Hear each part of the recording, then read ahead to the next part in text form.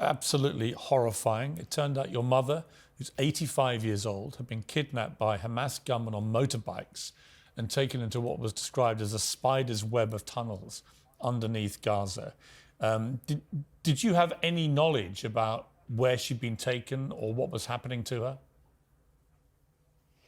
Well, my mom and dad were in the bedroom. It was quite early in the morning. They arrived late. My father didn't feel well, so they basically had the terrorists. The last my father spoke was to a friend, and he said, I can hear them speaking Hebrew. I can hear many shootings.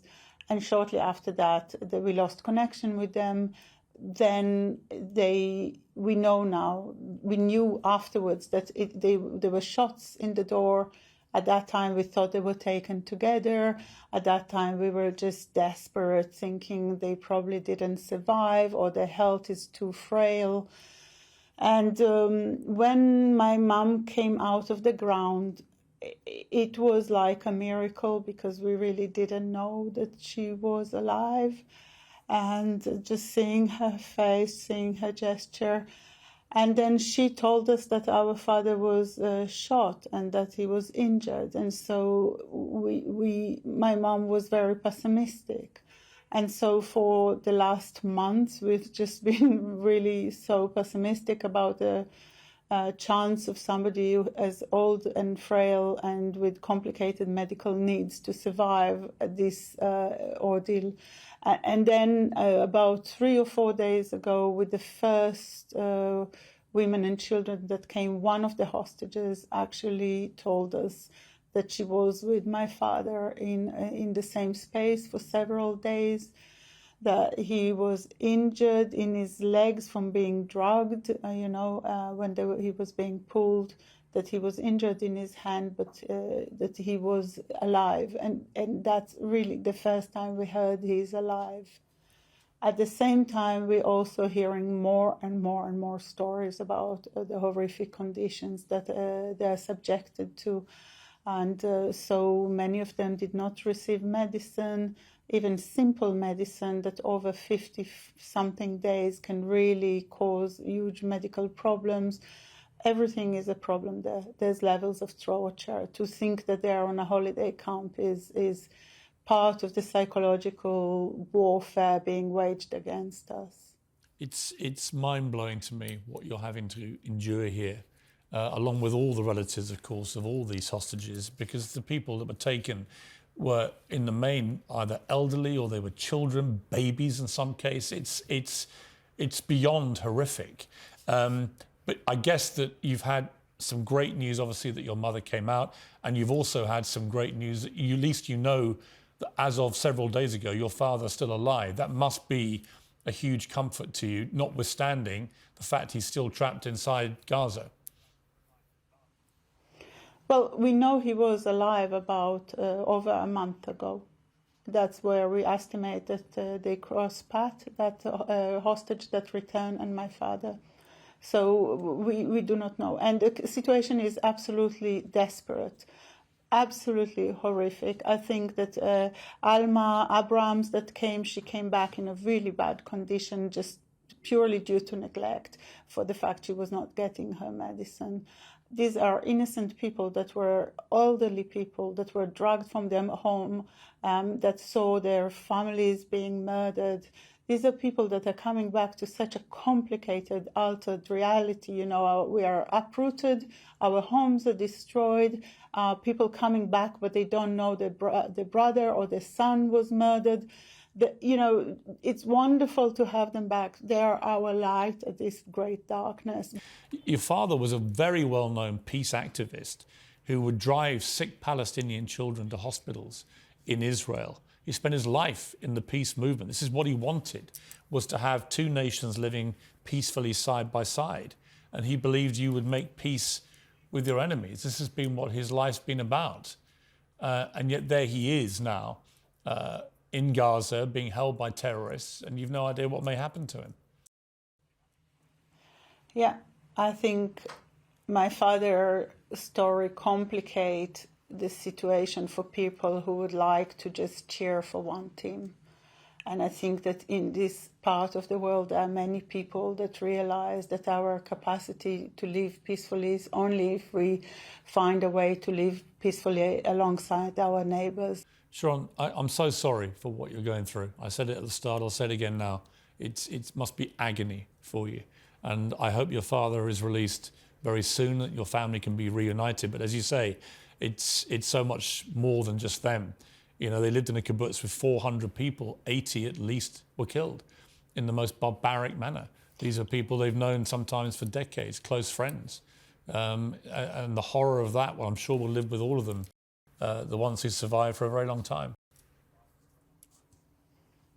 Yeah, you know, it's amazing how when your life is kind of torn apart so much, you realize the kind of fabric and what it is made of, and how the love that we share, the way you overcome petty fights you used to have over little things. And in a way, in all this darkness, it's these people, some of them, you know, I lived in London for 30 years. I went really far, and I see people I haven't seen for 20 years, and there's a bond, and you know, destiny has brought us back together. And I think that that's something that really carries us through it, the feeling that we are part of this extended community, even if we're very far away.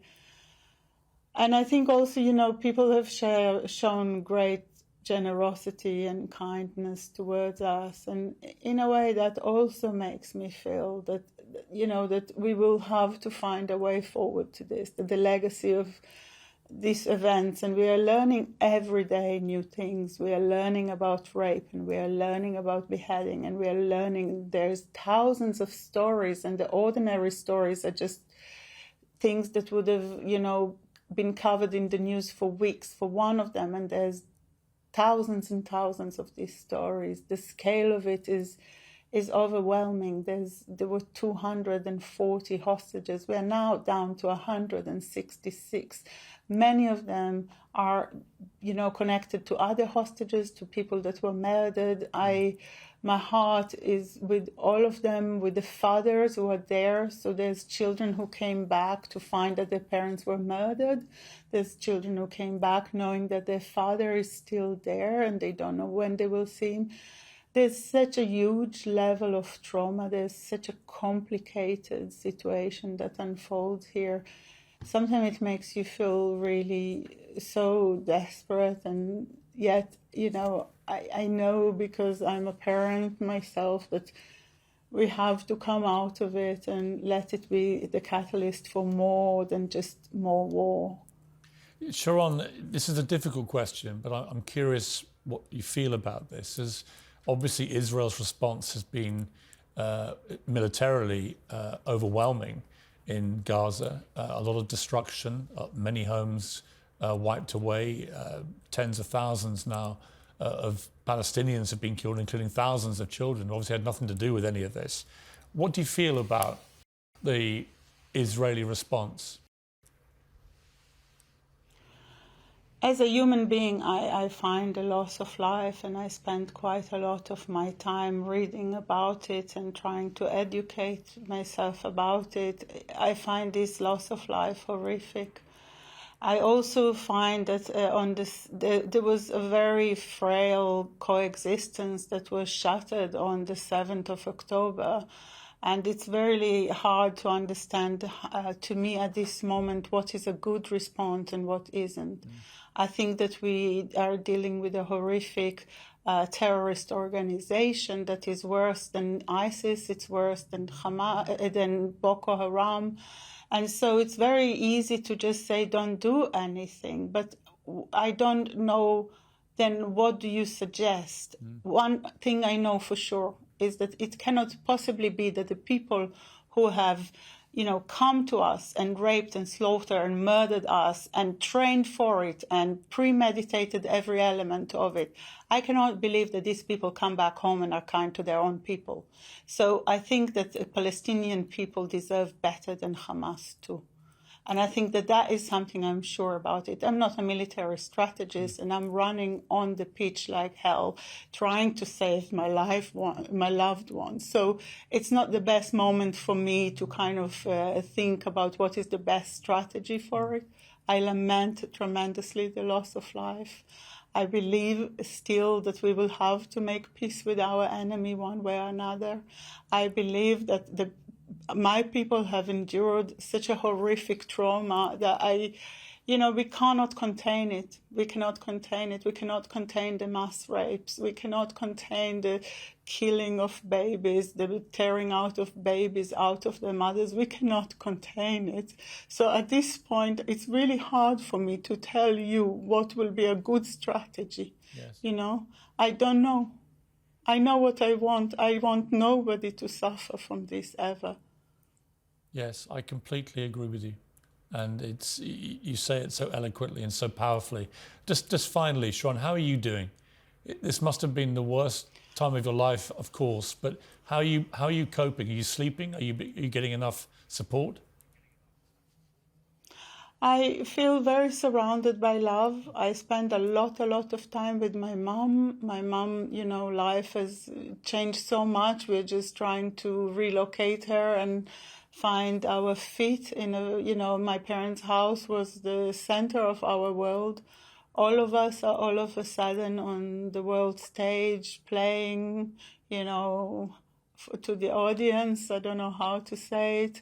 And it's just been really, really exhausting. And it feels that we need so much strength. We also know that we have found our voice and strength in the last 53 days in a way we could never foresee. And I think that we are carried by sheer fact that we have to do it, as well as by the fact that something should come out of it. We owe it to the people that are there.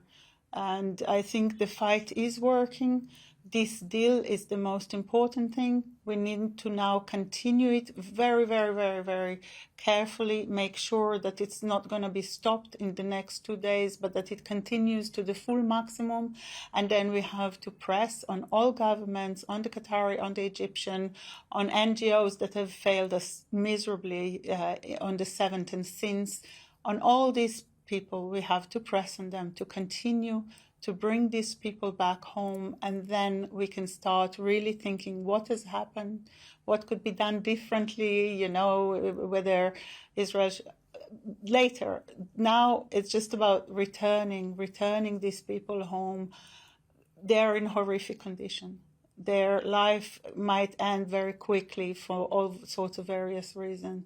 I call on everybody who can do anything to bring them back home, to end that stage, and then we can look for how to move on.